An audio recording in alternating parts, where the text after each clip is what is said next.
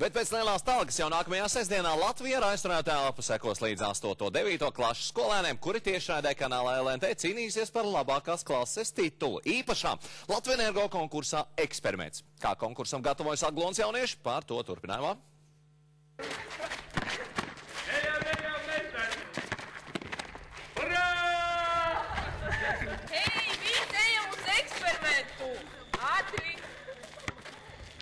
Mēs, protams, visu izdarīt tā, kā mēs gribam. Mēs vienmēr visu darām kopā, un mums vienmēr viss izdodas, tāpēc, ka, ja mēs gribam, tad mēs varam.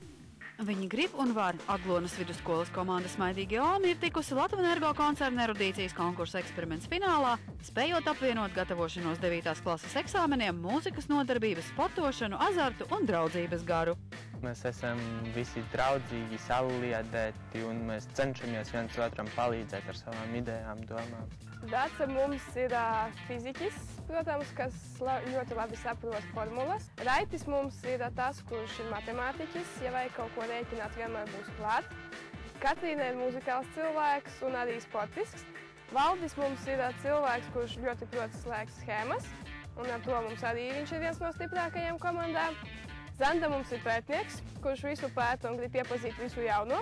Es esmu liriskais cilvēks, kuram patīk rakstīt dzeju, un, ja vajag, varu arī mēģināt kaut ko par fiziku rakstīt. 3 mēnešu garumā stājoties pretī Latvijas Energo konkursu izaicinājumiem, Smaidīgie Olmi ar sacensības vīrusu aplipināja gan klases biedrus, gan mājiniekus. Komandas kapteines Katrīnas mājas kļuva par eksperimenta štābiņu.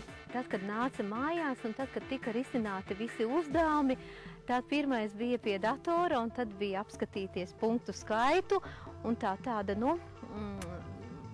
cīņas spars un tāda interese īpaši par fiziku. Un tā kā arī fizikas skolotājs Edgars ir tāds ļoti fanāts savā priekšmetā, tad viņš tā bērnus arī ievelk sev līdzi ļoti. Nevajadzēja mājās tik daudz darīt visu kaut kādus darbus, jo, ja jāmācās, tad ir jāmācās.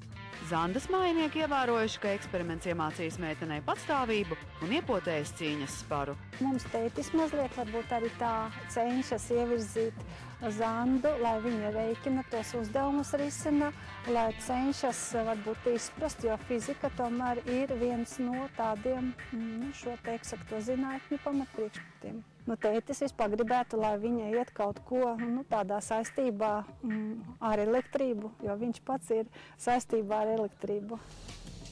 7. maijā, kad LNT tiešraidē notiks eksperimenta lielais fināls un tiks noskaidrot, kurā Latvijas reģionā dzīvo apķērīgākie prāti, ceļā dosies nevien komanda un skolotājs, bet arī prāvas atbalstītāju pulciņš. Gribētu, lai es vēl laikam brauku līdzi šoreiz, jā. Pagājušajā gadā brauca mana vecākā meita arī, un tad es nebraucu līdzi, bet mājās vienmēr turējām īšķīti, lai viņiem veicās. Gribētos, lai uzvara, bet galvenais varbūt uzvara jau piedara vienam, bet piedalīšanās un tas cīņas spars, azarts, vienkārši mēģināsim just līdzi un atbalstīt. Es uzskatu, ka atbalstītājiem ir jābūt, jo tad ir drošāk, un ja kāds tiešām, ja tev izdodas, vai varbūt pat kaut kur kaut kas nepaveicas, bet tāds būtu cilvēks, kurš atbalstīs un pateiks turēties, un viss būs labi. Vajadzēs cīnīties, censties iegūt pirmo vietu. Es vēlos darīt visu, lai mūsu komanda uzvar, un darīšu visu, kas ir manos spēkos. Ilva Everta, Renārs Muskars.